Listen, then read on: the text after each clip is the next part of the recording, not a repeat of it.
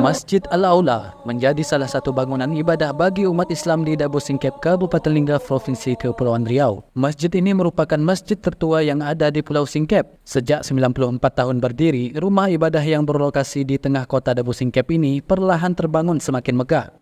Masjid ini mulai digunakan pada 26 Syakban 1349 Hijriah atau 16 Januari 1931 Masehi.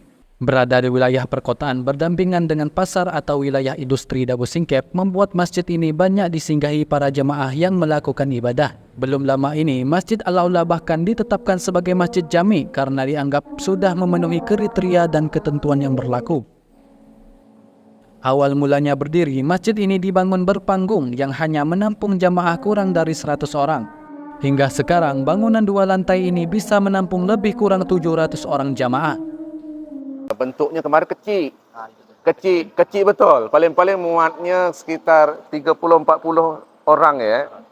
100 orang lah ya. Dulu panggung awal 700 bisa. Karena kita posisikan kita 2 tingkat ini. 2 tingkat, 700 orang bisa. Dan satu unik lagi Masjid Aula ini. Masjid Aula ini berada di tengah-tengah warga muslim, non-muslim. Alhamdulillah dengan perkembangan semangat pada pengurus ini sehingga masjid kita ni sampai 4 saf, 5 saf kalau sana bulan Ramadan ni. Kalau bulan lain sampai 2 saf ya, bisa sampai masuk 2. Selain daripada membangun fisik Pak Ketua kita juga membangun mental jemaah. Bagaimana jemaah tu betah di masjid ini. Ya, jadi itulah ada program maghrib mengaji.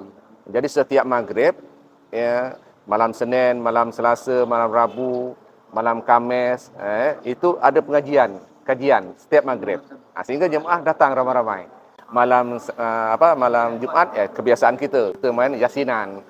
Malam Sabtu kita bukan sekedar untuk membangun Masjid Aula saja.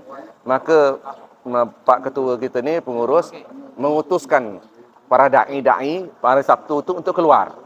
Untuk pergi ke masjid, berjemaah di masjid sana, langsung ceramah bagaimana masjid yang sesungguhnya. Jadi bukan kami je membenah masjid supaya bagus, jemaah ramai, dan kami juga mengedukasi masjid-masjid yang lain juga harus seperti itu. Saat bulan Ramadan pula, jamaah sering mengadakan aktivitas di masjid, mulai dari tarawih, kajian agama hingga tadarus.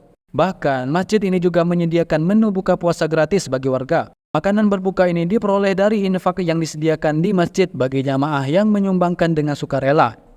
Hingga saat ini, Masjid Al-Aula sudah memiliki sarana prasarana yang memadai, mulai dari lahan parkir yang luas, tempat wudhu hingga ruangan yang sudah ber-AC.